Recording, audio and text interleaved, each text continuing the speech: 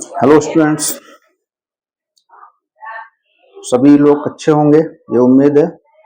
और 2 दिन किसी कारणवश आपके पास वीडियो नहीं आ पाई, कुछ कारण था। और जैसा कि आपको पता है कि हमारा लेक्चर एटम के बारे में चल रहा था और एटम का हमने बहुत सारे लेक्चर आपको अपलोड कर दिए थे। और आगे का लेक्चर मैं आपको आज दे रहा हूँ, आप उसे ठीक से पढ़िए। और इसको पढ़ने से पहले आप लास्ट लेक्चर जरूर देखिए, क्योंकि लास्ट लेक्चर के बाद का लेक्चर है। लास्ट लेक्चर में हमने आपको एनर्जी ऑफ रिवॉल्विंग इलेक्ट्रॉन के बारे में बताया था। उसकी काइनेटिक एनर्जी बताई थी, पोटेंशियल एनर्जी बताई थी और उसकी टोटल एनर्जी बताई थी। अब जैसे हम आज का जो लेक्चर हम ले रहे हैं, बस उसी को थोड़ा सा आगे बढ़ाते हुए रेडिएशन जो एमिट होता है, रेडिएशन के बारे में आपने सुना होगा कि किसी चीज़ को हीट करते या गर्म करते हैं तो उसमें से रेडिएशन निकलता है। वो जो रेडिएशन निकलता है उसकी कुछ हम कैलकुलेशन करेंगे आज, स्पेक्ट्रल लाइन पढ़ेंगे। और उस कैलकुलेशन के बारे में आज हम आपको बताने जा रहे हैं कि कैलकुलेशन में हम कैसे बनाएंगे। तो आज का हमारा जो टॉपिक है, चलिए स्टार्ट करते हैं। आज का हमारा टॉपिक है frequency of and wavelength of radiation. तो आज जो हमारा टॉपिक है हम उस पर चर्चा करने वाले हैं कि जो रेडिएशन इमिट होता है उसकी फ्रीक्वेंसी और वेवलेंथ कैसे कैलकुलेट करते हैं। तो आइए देखते हैं।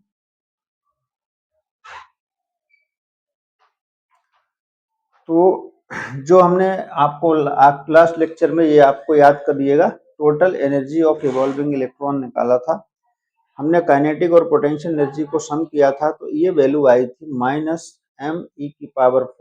z² n² h² epsilon naught square.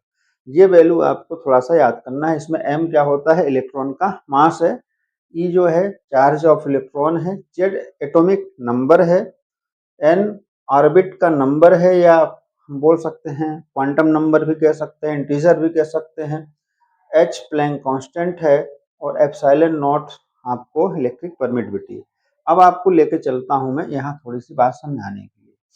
जरा आप आगे देखते हैं, यहाँ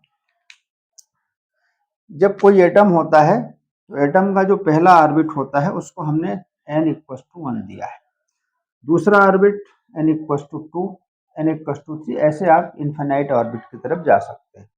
अब जब हम किसी चीज को क्या करते हैं, एनर्जी प्रोवाइड करते हैं या हीट करते हैं किसी, चलिए एटॉमिक स्पेक्ट्रा या गैसेस, एटॉमिक स्पेक्ट्रा जो होता है गैसेस का हम ज्यादा समझने की कोशिश करेंगे। गैसेस फॉर्म में जो मटेरियल है, एटॉम फॉर्म में जो मटेरियल है, जब हम उसको गर्म करते हैं तो जो n=1 पहला ऑर्बिट होता है, इसको हम हमेशा ग्राउंड स्टेट के नाम से जानते हैं।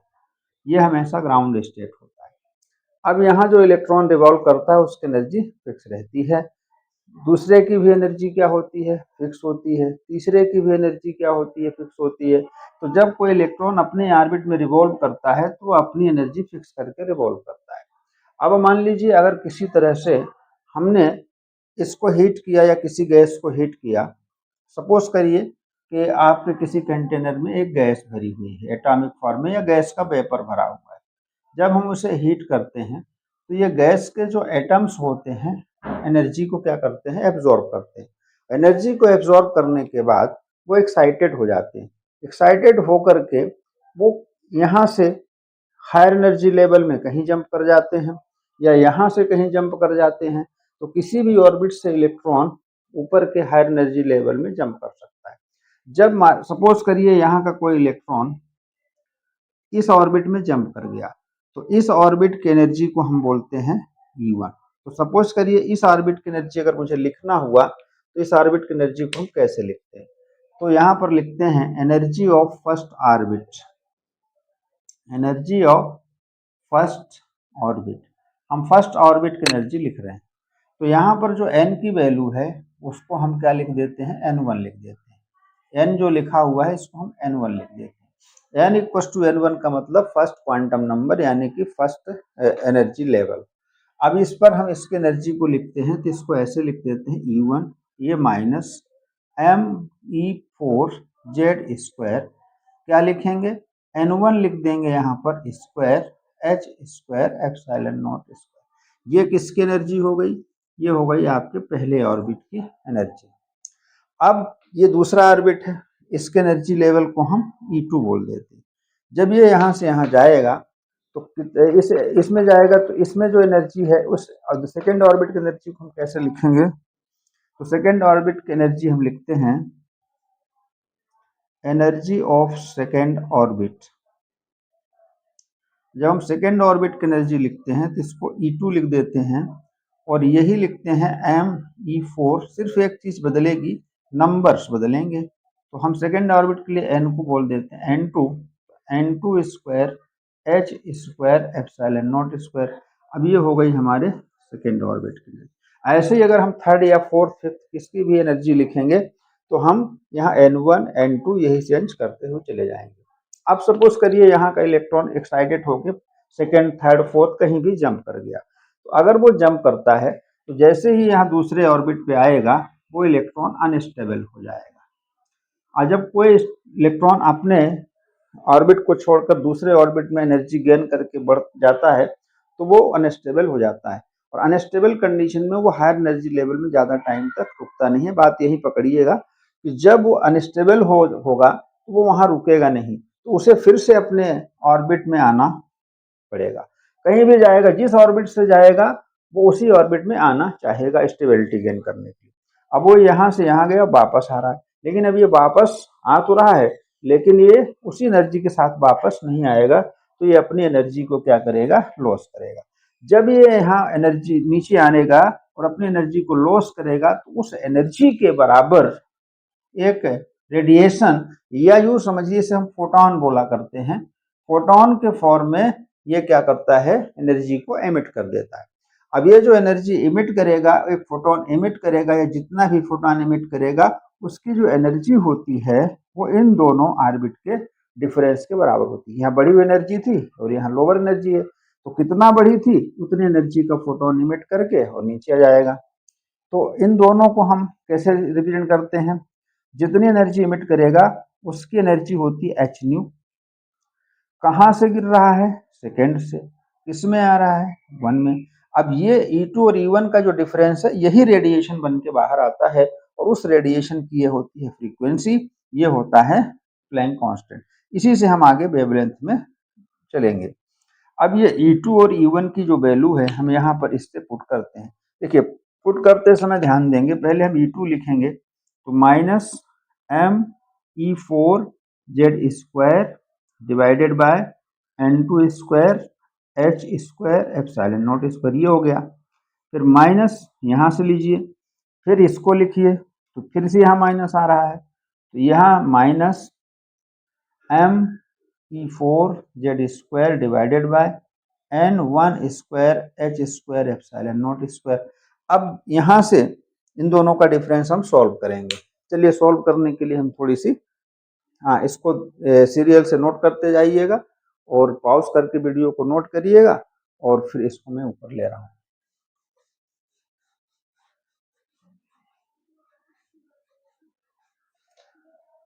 अब देखिए, यह माइनस माइनस प्लस हो जाएगा, तो पहले हम इसको लिखेंगे। इन दोनों में क्या चीज सेम है? इन दोनों में सेम चीज है ME4Z स्क्वायर H स्क्वायर, ये सब सेम है। इसको हम क्या कर लेते हैं? बाहर कर लेते हैं। एच न्यू इक्वल टू, इसको हम बाहर करेंगे ME⁴Z स्क्वायर, और नीचे से बाहर हो जाएगा H square epsilon naught square. दोनों से बाहर हो गया, फिर यहाँ बचेगा 1 अपॉन N1 स्क्वायर। यहाँ ये माइनस है, ये सब सेम चीजें बाहर हो गई, 1 अपॉन N2 स्क्वायर। अब ये हमारे पास बन गया। अब यहाँ पर एक चीज और देखिए, ये क्या लिखा हुआ है? Nu equal to ME4Z square divided by H, यहाँ क्यू हो जाएगा, एक H यहाँ आ गया, और यहाँ हो जाएगा epsilon naught square 1 upon N1 square minus 1 upon N2 square. अब ये जो फार्मूला बन गया ये आपको बता रहा है कि जो रेडिएशन एमिट होगा उसकी फ्रीक्वेंसी होगी। अब इस फ्रीक्वेंसी का फार्मूला है। अब इतना सारी चीजें हैं इसके अंदर, अब इसमें थोड़ी प्रॉब्लम हो सकती है सॉल्व करने के लिए। अब इसको हम किस में कन्वर्ट करते हैं? वेवलेंथ के फॉर्म में कन्वर्ट करते हैं। तो आइए वेवलेंथ कैसे निकालते हैं? तो wavelength C equal to nu lambda, ये बहुत पुराना रिलेशन है, इसको सभी जानते हैं। हमको न्यू की वैल्यू चाहिए that implies nu equals to हो जाएगा सी बाय लेमडा। अब ये सी बाय लेमडा हम यहाँ पर पुट करते हैं, तो यहाँ पर पुट करेंगे सी बाय लेमडा, यहाँ यही का यही रहेगा me4 Z square divided by H cube epsilon naught square, और यहाँ 1 by n1 square n by n2 square. अब ये c को यहाँ नीचे लाते हैं, तो ये बन जाएगा 1 बाय लेमडा m e की power 4 Z square divided by H cube epsilon naught square c, और 1 by n1 square minus 1 by n2 square. अब इसको हम क्या करेंगे, इतनी सारी जो वैल्यूज हैं इस वैल्यूज को हम सॉल्व नहीं करेंगे, क्योंकि देखिए जेड का मतलब एटॉमिक नंबर है। पर्टिकुलरली अगर मैं हाइड्रोजन एटम के लिए बात करूं तो हाइड्रोजन एटम के लिए जेड की वैल्यू कितनी होती है, 1 होती है। इसको हटा देते हैं, हाइड्रोजन एटम के लिए स्पेशली सॉल्व करना है तो इसको हटा देना है, नहीं करना है तो इसको रखे रहना है। इसके बाद ये यहाँ ये जो वैल्यू बच रही है इसको एक नया कांस्टेंट नाम दिया गया है। इस कांस्टेंट को आप ध्यान से देखिए, इसको बोला गया है H cube epsilon naught square C, इसको बोलते आर। आर को बोलना है अपन को रिडबर्ग कांस्टेंट। अब ये रिडबर्ग कांस्टेंट है, इस पूरे की जगह पर हम जेड को 1 कर दे रहे हैं, हाइड्रोजन के लिए आर यहाँ पर लिख दे रहे हैं। ये आपके लिए फार्मूला तैयार हो गया वेवलेंथ के लिए, आर जेड 1 कर दो 1 upon n1 square minus 1 upon n2 square. इस फार्मूले को हम बहुत छोटे फॉर्मेट में याद कर लेते हैं, 1 by lambda R 1 upon n1 square minus 1 upon n2 square. एक और चीज याद रखिएगा, 1 अपान लेमडा को एक और चीज कहा जाता है 1 अपान लेमडा न्यू नॉट, और इसको बोला जाता है वेव नंबर। चलिए कोई बात नहीं है, अगर 1 अपान लेमडा की वैल्यू निकलेगी तो उस 1 अपान लेमडा की जो वैल्यू होगी उसको बोलेंगे हम वेव नंबर। लेकिन अगर इसको उल्टा करना है, लेमडा निकालना है तो इसको उल्टा करना पड़ेगा। तो न्यू का उल्टा क्या होता है, वेवलेंथ, और लेमडा का उल्टा क्या होता है, वेव नंबर।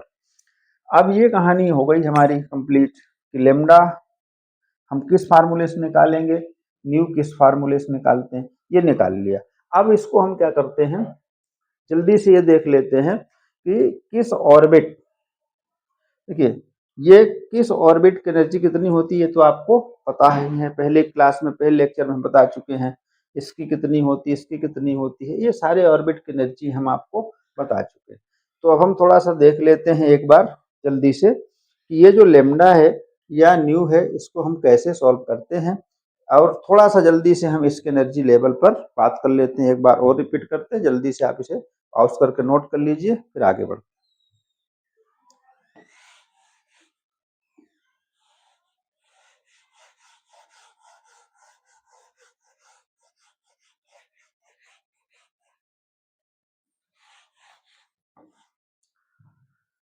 तो यहाँ पर ये फार्मूला आ गया। एक चीज और याद कर लेते हैं, जो लेमडा होता है 1 बाय लेमडा है, इस लेमडा निकालना पड़ेगा। इस आर को हम क्या बताए हैं, रिडबर्ग कांस्टेंट। अभी रिडबर्ग कांस्टेंट जो होता है इतनी सारी चीजों को मिलाकर बनाया गया, इसको अपन लिख लेते हैं, इसकी वैल्यू 1.097 इंटू 10 की पावर 7 मीटर इनवर्स, ये इसकी वैल्यू है रिडबर्ग कांस्टेंट। अच्छा एक और बात याद रखिए, अगर आर की वैल्यू नहीं पता चल रही है 1 बाय आर, इसे हम 9 11, लेकिन ध्यान रखिएगा वैल्यू फिर इसमें एंगस्ट्रॉम में आया करेगी वेवलेंथ की। तो ठीक है, 1 अपान आर की जगह हम 9 11 लिख लेंगे, 9 10 भी लिख सकते हैं, 9 12 भी लिख सकते हैं। ये शॉर्टकट में हम इसे जब सॉल्व करेंगे तो यूज करेंगे। चलिए अब आगे बढ़ते हैं, एनर्जी लेवल देखते हैं। तो जितने भी हमारे पास ऑर्बिट है, हमने एक बार एनर्जी का शॉर्टकट आपके सामने रखा था। टोटल एनर्जी सारी वैल्यू पुट करने के बाद हमने लिखा था -13.6, और यहाँ लिखा था Z square divided by N square. ये एनर्जी निकालने का फार्मूला था। अब किस ऑर्बिट की कितनी एनर्जी होती है हाइड्रोजन एटम में, तो पर्टिकुलर हाइड्रोजन एटम के लिए जेड की वैल्यू हम क्या यूज करते हैं, 1। अगर मैं यहाँ पर पहले ऑर्बिट की एनर्जी निकालूं तो -13.6, जेड की वैल्यू 1 ही रखना है, डिवाइडेड बाय एन की वैल्यू 1 कर देंगे तो 1 का स्क्वायर, दैट इज -13.6 और आंसर आएगा इसमें इलेक्ट्रॉन वोल्ट में। ये इलेक्ट्रॉन वोल्ट में जो एनर्जी आ रही है यहाँ पर 13.6 इलेक्ट्रॉन वोल्ट की एनर्जी पहले ऑर्बिट की होती है। हाइड्रोजन एटम की बात हो रही है, पर्टिकुलर हाइड्रोजन एटम के पहले ऑर्बिट की एनर्जी -13.6 होती है। ऐसे दूसरे ऑर्बिट की एनर्जी निकालना है तो 13.6 डिवाइडेड बाय 2 का स्क्वायर कितना हो जाएगा 4, और इसको सॉल्व करेंगे तो -3.4 electron volt, -3.4 electron volt. Third orbit की एनर्जी सॉल्व करेंगे तो -13.6 डिवाइडेड बाय 9 -1.51 इलेक्ट्रॉन वोल्ट। इस तरह से फोर्थ ऑर्बिट की एनर्जी सॉल्व करेंगे तो -13.6, 4 का स्क्वायर 16 और ये -0.84 इलेक्ट्रॉन 85 इलेक्ट्रॉन वोल्ट के समथिंग आता है। E5 सॉल्व करेंगे तो -13.6 डिवाइडेड बाय 25, -0.5 है ना, 455 या 51 ही कर लेते हैं, ऐसा आता है। ऐसे आप सोल्व करते जाएंगे, इन्फिनिटी पर जाएंगे तो कितना बचने वाला है 0। इन्फिनिटी पर पहुंचने पर एनर्जी हो जाती है 0। तो यहाँ से जैसे हम ऊपर की तरफ जाते हैं -3.4 -1.51 -0.84 -0.51 और आगे बढ़ेंगे तो -0.37, ऐसे यहाँ पर 0 हो जाता है। तो जैसे हम पहले ऑर्बिट से दूसरे, तीसरे, चौथे, पांचवें, छठवें ऑर्बिट की तरफ जा रहे हैं तो नेगेटिव एनर्जी क्या होती जा रही है, धीरे धीरे पॉजिटिव की तरफ जा रही है, मतलब एनर्जी लेवल आपका बढ़ रहा है। तो ये सारे के सारे ऑर्बिट की जो एनर्जी होती है इसी तरह से हम कैलकुलेट करते हैं। और अगर यहाँ पर देखिए हमने स्पेशली ये किसके लिए सॉल्व किया है, हाइड्रोजन एटम के लिए सॉल्व किया है। अब जितनी भी एनर्जी हैं ये एनर्जी लेवल हमको थोड़ा सा याद भी रहना चाहिए। अब क्या करते हैं, अब यहाँ पर एक छोटा सा टॉपिक आता है कि स्पेक्ट्रल लाइन क्या है, spectral line of hydrogen atom. अब spectral line of hydrogen atom को समझने के लिए हम आपके सामने एक नया डायग्राम बनाते हैं। आशा है, उम्मीद है ये आपको समझ में आया होगा। आप इसे सॉल्व कर लीजिए, फिर हम आपको आगे बताते हैं। तो देखिए अब पढ़ते हैं, various spectral line of hydrogen atom.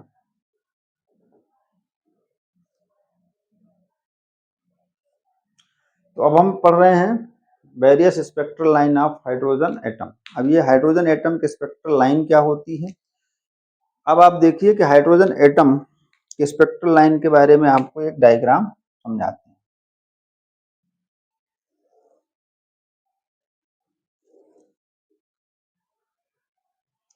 ये है पहला ऑर्बिट हाइड्रोजन एटम का, ये है दूसरा, तीसरा थोड़ा पास हो जाएगा, गैप कम होता जाएगा, चौथा और पास हो जाएगा, पांचवा और पास हो जाएगा, इस तरह से छठवा। ये सब देखिए पास पास, जैसे जैसे आप ऊपर जाएंगे ये इनका डिस्टेंस थोड़ा सा कम होने लगेगा, क्योंकि एनर्जी गैप कम होने लगता है। थोड़ा हम दूर इसलिए बना रहे हैं कि आपकी विजिबिलिटी आपके लिए अच्छी रहे। ये थोड़ा पास पास होते जाते हैं, ऐसे ही हम आखिरी में इन्फिनिटी नंबर का ऑर्बिट बनाते हैं। अब यहाँ पर देखिए ये 1 है, 2 है, 3 है, 4 है, 5 है, 6 है, ऐसे आपको 7, 8, 9 ऐसे मिलते चले जाएंगे। अब यहाँ से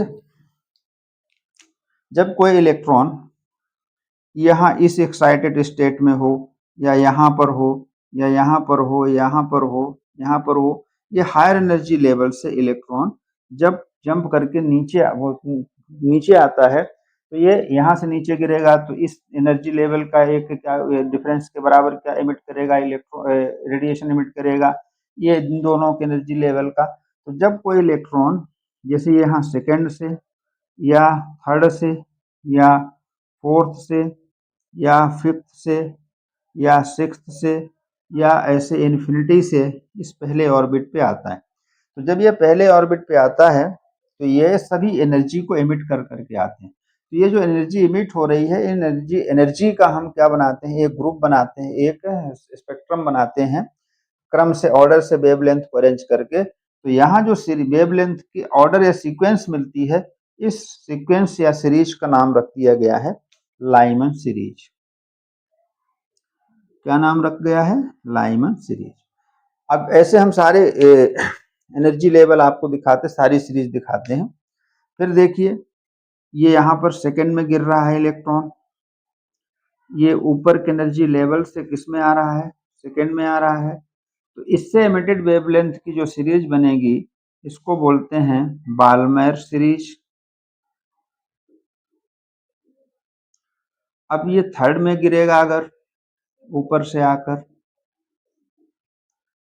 तो थर्ड में से गिरने पर जो रेडिएशन इमिट होगा, इसको बोलते हैं पाश्चन सीरीज।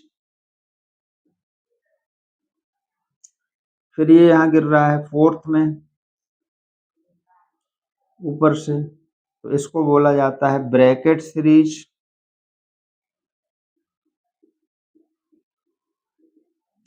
और अगर इलेक्ट्रॉन ये 5वें नंबर के ऑर्बिट पे गिर रहा है ऊपर से आकर के, तो इससे जो सीरीज बनती है, इसको बोला जाता है फंड सीरीज। अब ध्यान से देखिए, हमने डायग्राम आपके सामने बना दिया 1 2 3 4 5 6। अब किसी एक सीरीज को समझिए, एक सीरीज को समझाते हैं कि हम इसे कैसे सॉल्व करते हैं। तो अगर आपसे पूछा जा रहा है कि लाइमन सीरीज होती क्या है,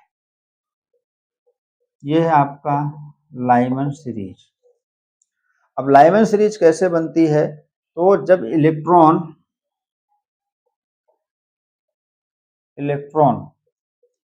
transit in first orbit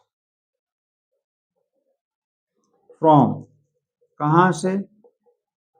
other higher energy level. जब कोई इलेक्ट्रॉन फर्स्ट ऑर्बिट में ट्रांजिट करता है, कहां से? हायर एनर्जी लेवल से, तो हमको क्या मिलती है? देन द स्पेक्ट्रल सीरीज, ऐसे बोल सकते हैं, then the series of spectral line, इसको बोलते हैं लाइमन सीरीज। तो यहां पर आपको इस पर ध्यान देना है कि जब कोई इलेक्ट्रॉन फर्स्ट ऑर्बिट में कहां से?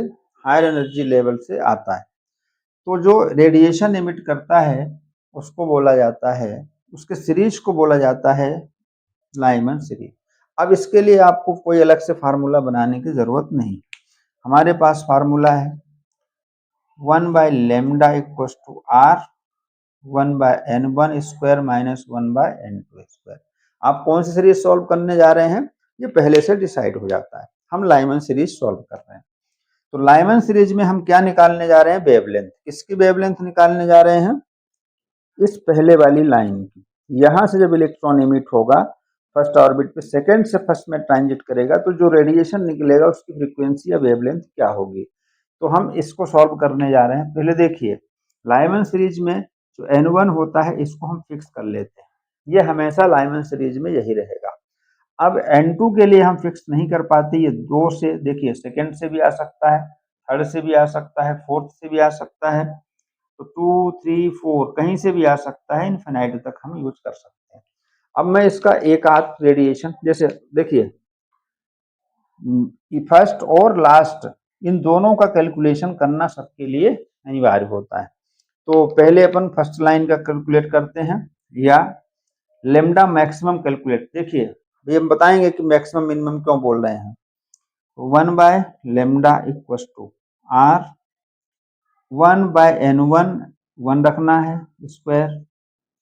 पहली लाइन के निकाल रहे हैं तो 2 का स्क्वायर 4 हो जाएगा। 1/λ r 1 माइनस 1/4। आगे सॉल्व करेंगे तो 4 1 जा 4 माइनस 1 3/4।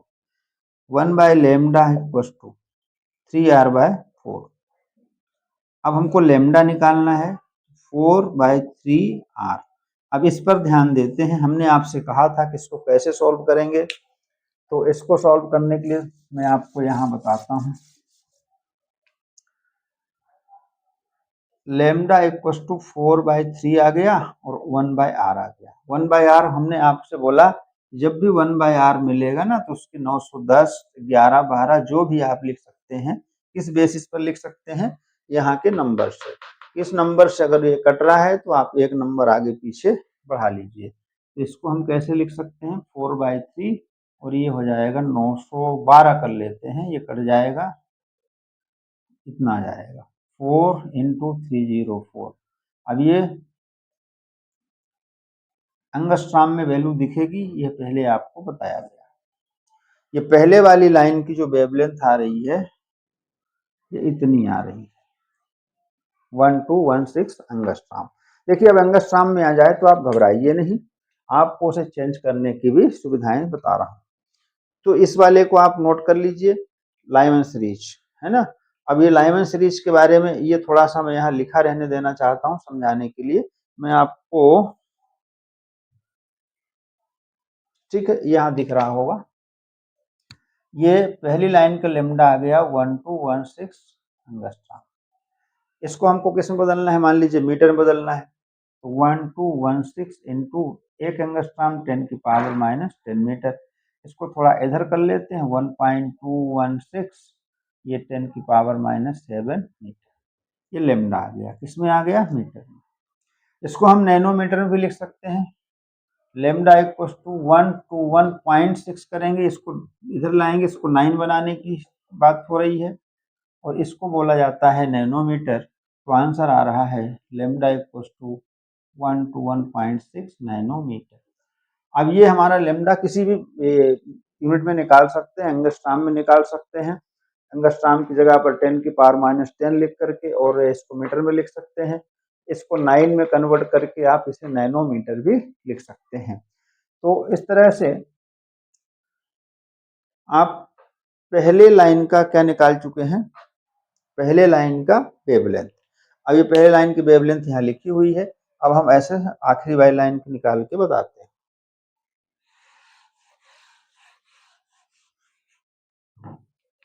पहले लाइन की 1216 एंगस्ट्रॉम।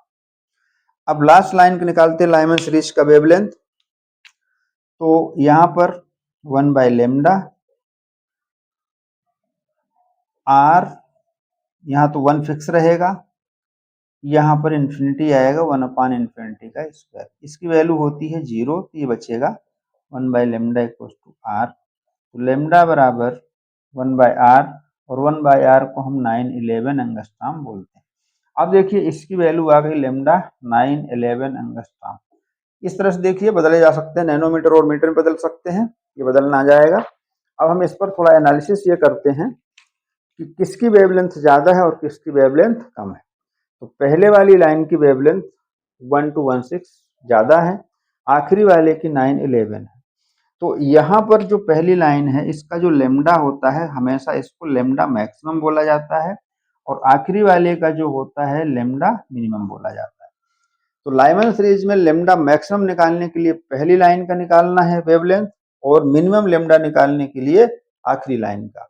अब ये लाइमन सीरीज हो गई। अब आपको बताते हैं ये यहाँ पर जो दूसरी, तीसरी, चौथी, पांचवी सीरीज है।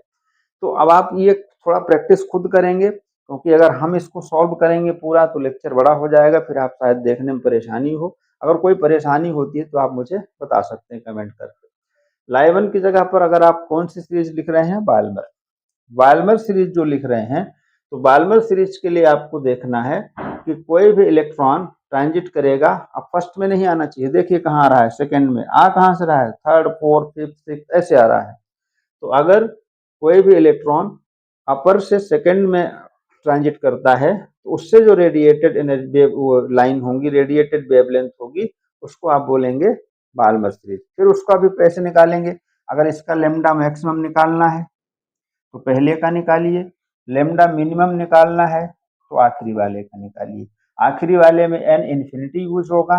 अब इसमें यहाँ से देखकर यूज करना है, इसमें n1 जो यूज होगा वो 2 यूज होगा और n2 3 से स्टार्ट होगा, 3 4 5 इन्फिनिटी तक। तो हमको केवल पहला और आखिरी वाला सॉल्व करना है। इसी तरह से n1 3 और N2 4 5 6 7 ऐसे लेने पर जो सीरीज बन रही है वो क्वेश्चन, N1 क्या लेना है 4, N2 5 6 7 लेने पर उससे बनेगी ब्रैकेट, और N1 5 लेकर N2 6 7 8 ऐसे इन्फिनिटी तक जाने पर बनेगी फंड सीरीज। अब सबका हर सीरीज का लिम्डा मिनिमम और मैक्सिमम निकालने पड़ते हैं, और हो सकता है कि मिनिमम मैक्सिमम में ऐसे ही बात होती है, बीच में तो बहुत सारी लाइनें हो सकती हैं, बहुत सारे ऑर्बिट हो सकते हैं। अब इसको क्या करना है कि इसमें एक और चीज ध्यान रखना है कि जो यहाँ से रेडिएशन निकल रहा है उस रेडिएशन का नेचर क्या है, वो किस टाइप का रेडिएशन है। तो यहाँ 3 प्रकार का रेडिएशन होता है। पहला रेडिएशन होता है जो कि अपना अल्ट्रावायलेट रेडिएशन के बीच में आता है, और यहाँ पर अल्ट्रावायलेट रेडिएशन इसलिए बोलते हैं क्योंकि 4000 एंगस्ट्रॉम के पीछे का जो रेडिएशन होता है वो यूवी रीजन पे आता है। 4000 से 8000 के बीच विजिबल रीजन होता है, और इसके बाद इंफ्रारेड रीजन होता है। तो आप जब वेवलेंथ निकालेंगे, जैसे ये 911 है, 1216 है, ये सब 4000 के नीचे हैं। तो यहाँ जो रेडिएशन इमिट होता है उस रेडिएशन को हम बोलते हैं यूवी रेडिएशन। क्या बोलते हैं? UV radiation. और यहाँ जो रेडिएशन इमिट होता है ये 4000 8000 के आसपास का रेडिएशन होता है। जब आप इसे सॉल्व करके देखेंगे तो आपको पता चलेगा। और ये होता है, ये वाला रीजन होता है विजिबल रीजन। कौन सा रीजन होता है? विजिबल। और यहाँ पर जो होता है, यहाँ पर इंफ्रारेड रेडिएशन होता है। ये इंपॉर्टेंट है, इसे याद रखना जरूरी है। तो पहला जो सीरीज है उसमें यूवी रेडिएशन, दूसरे में विजिबल, और तीसरे चौथे पांचवे में इंफ्रारेड रीजन इमिट होता है। तो इस सीरीज को आप पहले भी पढ़े होंगे फिजिक्स के अंदर, थोड़ा सा ये थोड़ा और आसान हो जाएगा इसको पढ़ने के बाद। अब इसका आखिरी लेक्चर मैं आपको बनाकर दूंगा। आखिरी लेक्चर में हम क्या पढ़ाएंगे, इसके आगे कुछ चीजें और बचती हैं, और फिर हम इसके आपको न्यूमेरिकल्स कराएंगे। तो एक लेक्चर और होगा, लगभग 2 लेक्चर में ये आपका एंड होगा। इस है ना, पहले एक लेक्चर में हम आपको और समझाएंगे इसके आगे का पार्ट, और दूसरे लेक्चर में आपको इसका न्यूमेरिकल्स। तो आप इसे पढ़िए, ध्यान से पढ़िए। कोई प्रॉब्लम आती है तो कमेंट्स करके आप बताइए, मैं उस प्रॉब्लम को सॉल्व करूंगा। Thank you.